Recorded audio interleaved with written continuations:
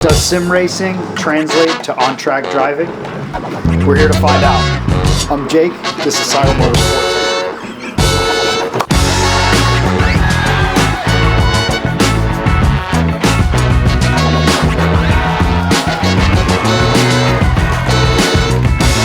Alright guys, we're here with Ryan, our track day instructor, our in-house simulator expert, and karting coach. He's here to help us answer the question, does simulating translate to tracking? So, in a way, yes. There is a gap between the sim world and the real world. So today we're going to talk about the levels of sim racing, how you can get started, kind of what we use today, and then, what does it take to get onto the actual track, and how does that translate to a real experience? So for beginners, the absolute basics, what is simming? What are we here to talk about today? So really, it's just about getting on a racetrack or a road and just, driving as if you were in a real car, but you're on a computer or a gaming console. And, starting out, you can start with a controller, you can start with, a very simple game like, Forza Horizon. Back in the day, Gran Turismo was pretty simple. Nowadays, it's way more complex. Today, we really have a lot of options that we didn't have 10, 15 years ago. So, starting out, there's kind of an arcade level. You kind of have this mid-level where you get into the sim, kind of a taste of what more of a sim racing experience is. And then we have the kind of the higher end stuff there's not really much fun anymore. It's more academic. It's more about, trying to get the last few tenths out of your lap time, trying to really, finesse the brake, finesse the gas, and you can really, learn a lot of real world tricks and experiences that you can use on the track. All right, so you mentioned a little bit of an evolution there from a game to a training device. Yep. Talk to us about the different hardware levels that are going to be required at each step along the way. This is about learning how to drive a car in this world. And so you talk about hardware, you go from a controller that has an on-off switch or an analog, little switch on your finger, to now you have pedals and you have a wheel. And even then, there's so many levels of cost, of complexity, of tuning. You go from a Logitech, which is a wonderful entry-level device. I personally had a G25, went to a G29, great wheel, great pedal set, way miles beyond what a controller can do. But then you go up to a mid-level setup, which is kind of a more of a Fanatec level, and I say that because they can get pretty advanced. But then you have these now boutique brands that are just, thousands of dollars. They have the resolution. Really, all you're looking for in a sim hardware set is the resolution. Do you have a good idea of what the brake pedal's doing? Because they now have hydraulic brakes for the computer. That's insane. Load cell braking. You have, in the steering wheel, you have direct drive versus belt drive. Before, it was all belt drive. Now, they put the motor on the actual steering shaft. The resolution's getting better and better. So your bandwidth of feeling from it starts to feel something to its full force is getting wider and wider. And so in that middle is all those little nuances of feeling that you get when you're racing. So you can feel a bump in the road. You can feel, a curve, just the edge of the curve. Like you are on the edge if you feel just a slight vibration that you would never feel in a controller or a cheaper wheel setup.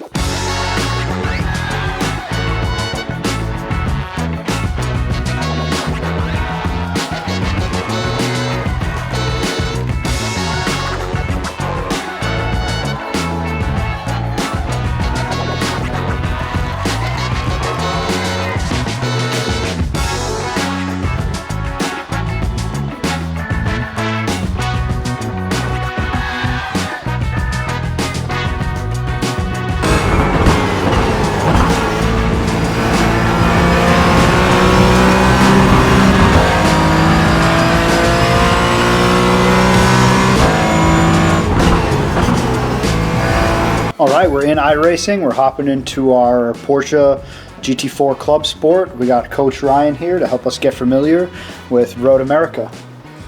Excellent. Yeah, I don't have much experience with this track, so this will be a fun experience.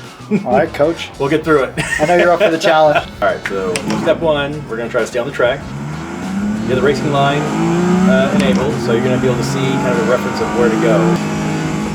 So obviously we've talked about these things before, but you're just talking about using as much of the track as I possibly can. Yep. Look for where I'm going to be able to carry speed and where I'm going to need to use brake. Yep. Which we want to do as least as possible. Yep. All right, so luckily the racing line is really telling me where to brake to help make these turns. Yep. I don't know this track very well. I've never driven here in real life. I think I've played it in Forza a few times a few years ago. That's all I know about it. Yep, that's a good starting point.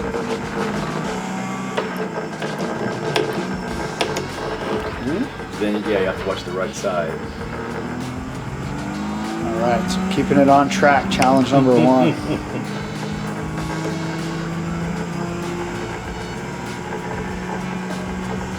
So, I mean, just the racing line, you know, how you can leverage the curbs. Can you touch some curbs? Can you avoid? Do you need to avoid some curbs? You know, some will help you, some will not. And then, you know, how late can you go into a corner? With braking, where's an optimal turn in? And how can you get on the gas to exit out of the corner? That's kind of what we're focused on. But it's a lot to take in. We have to build that muscle memory. So for now, it's just getting a basic idea of where things are at. And this is a pretty long track. It's got a lot of turns where you're either still trail braking heavily or getting on throttle pretty early.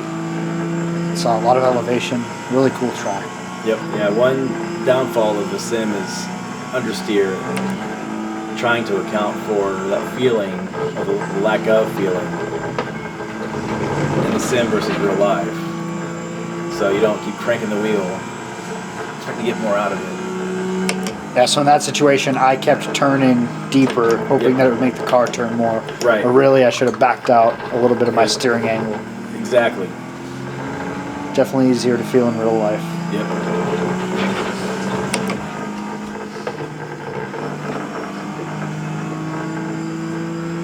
Also, one of the big counterintuitive things that sims can help you understand, though, along with braking pressure. If you're too deep into the ABS, you should back out a little bit, and you're going to slow down faster than if you press the brake harder. Right. Yeah. Don't just smash it. Yep. Over time, and this is with the tuning part of it, and with your equipment, is that you'll maybe build muscle memory to hit 80% brake pressure every time. That's your full brake. You don't go to 90, 95, knowing it's going to lock up. So you'll hit full threshold at 80%, and you can back off as you trail brake out of it. And before long you realize, oh, this is how much the brake is. And all it is your brain telling your foot to push the brake so much. So we just did a couple laps on Road America. Very exciting track. It's pretty complicated, a lot to remember. Luckily, I was doing it on intro mode. We had a little racing line to help me keep it on the track and suggest braking points. But like Ryan mentioned, that line is just suggestive. Once you start gaining more speed, a lot of it doesn't apply. All right, guys. So we came here today to see if racing on a simulator or practicing on a simulator translates at all to track days. So we did. We got into the equipment, we got into the different options as far as software and ways to approach it. So how did we do today, guys? I think you're pretty good. You jumped on a track that you haven't really done very much before. You went through a couple of fundamentals. You got to get a feeling for the track. And I would say by the end of today, you have a better understanding of the track itself. Maybe not ready to just go on the track 10/10s, but at least you have a great reference way ahead of anyone that would be coming in cold to a track day at that track.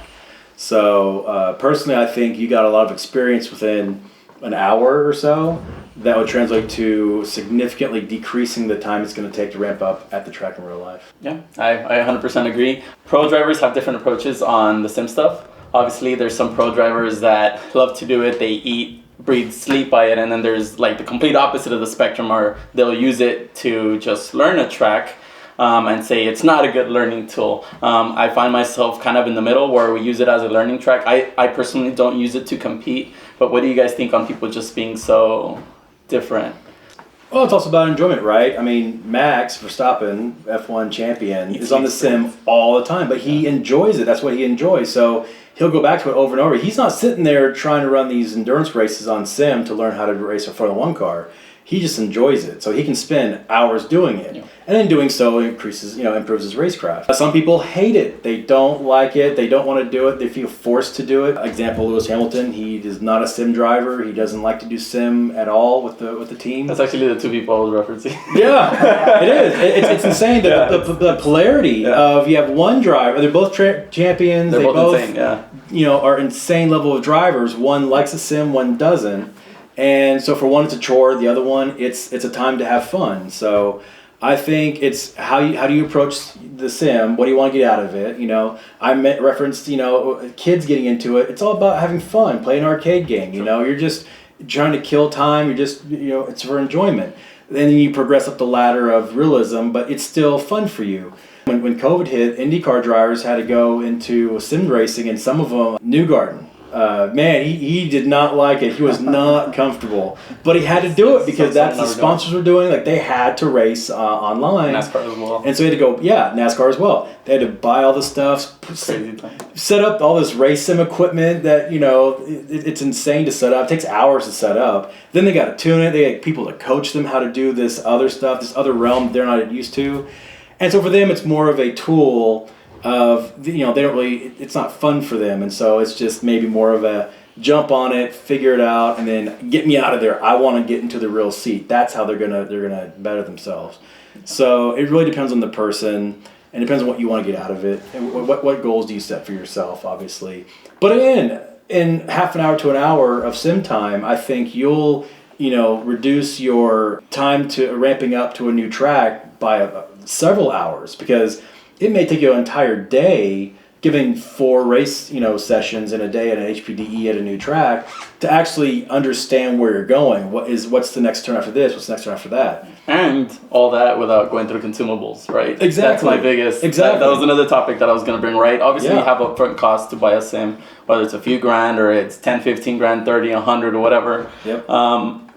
But you're not going out there and wasting tires, wasting brakes, wasting fuel. And that's damage. one of its main advantages. Of course, in risking damage too, all the right? damage, You can't just hit reset No. in a real car. That was another one. Yep. Jake, talk to us a little bit about left foot braking. I know obviously when we're raised, our parents are like, if you're driving with 2 feet, you're kind of doing it wrong. Yeah. And then now we transition into racing or being in a track car, and now it's like everything. Of course, there's guys who are crazy fast, right? That just right foot brake. But if you can left foot brake, you have a little bit more of an advantage. What do you think, or how was your transition to left foot brake? And I think you're still working on it, but what's your opinion? So I'm definitely still working on it, but I did fully make the transition. I started doing left foot braking after one of our great instructors, Tim Strell, said there's really never a time that you shouldn't be left foot braking. I was under the impression that when you're out on the road, you just use your right foot for both brake and gas, and or throttle if you're in an electric car. You're wrong. You're wrong. If you're looking to go fast, you need to use both feet. If you're in a 3-pedal car, you just have to get good at heel toeing. You're going to be kind of dancing, playing musical pedals. The simulator is where I was able to develop my left foot braking the most. I had 2 accurate sims to play with before I got out onto a real track and did it. And it was the only way to give my muscles the chance to prepare, like getting them used to the actual movement, and then the acuity, because a lot of us don't use that pedal, don't use that left leg to use the pedal, or we use it on the clutch, which is a little more binary. It's not totally, but a little more. So then trying to determine the difference between 36% brake versus 42% brake. Right. I can't do it with a new left foot. So practice it everywhere, especially the sim. Yeah. And going back to the sim, one of the most important things that I find myself doing is I like doing sessions on the sim. And the reason I like doing sessions is because you have to walk away from that sim. Do a 30-minute session, walk away from it, because you'll just digest everything you did versus sticking to it for 45 minutes, staying there for an hour, and you just keep on doing those mistakes, because that's what you're going to keep on doing, keep on doing those mistakes. So walk away from it. It's definitely okay to walk away from it. What do you guys think? Yeah, definitely you have to reflect. If you feel like you start getting frustrated, you start getting angry, no one's forcing you to do this. Yes, walk away, reflect on what you're doing. Maybe watch the replay and be like, I cannot hit this corner to save my life. What can I do? And then try to see if you can make I would say a major adjustment, which would be a small adjustment in real life, but approach the corner a little differently. But you need brakes. You need to, it is exhausting. I mean, especially for VR, you start sweating. I mean, it's just it can be very intense. But also people don't, they feel like you're sitting in a chair, you're moving a wheel and a couple of pedals. Like, how hard can it be? Yeah. At the end of a session, when everyone gets in the sim, they're like, my heart is racing. I'm out of breath. Yeah. It's like, what the heck? This is almost like the real thing. And it's true. Like, you're putting in all that intensity into this whole thing. And so, yes, you're going to get tired. One last thing is we talked about, a lot on braking and the cornering. To look forward, it would be more of a throttle management of how to transition from the brake to throttle, how to gradually get back on the throttle. Some corners you can get a little more aggressive than others. That's another key part to it. I think braking is more important, but that throttle piece is very, very important. Because notice how you only talk about the pedals. So in reality, the steering wheel, it's just suggesting the car where it needs to be. Yes. What's doing everything is literally the brake Yes. and the throttle. Yes. The steering wheel's, it's suggesting the car where to go, but you're actually making that car go places with the brake and with the throttle. So it was, Exactly. yes. It's It's an all about advanced rotation. point. Yes. It'll help you get better faster if you can get that You point. have to use the pedals, yeah. All right, so thanks to my two coaches for helping school me up and help me get faster on the simulator. We hope you found some value in us asking the question, does this translate at all to track driving? This was Saga Motorsports. Like, comment, and subscribe.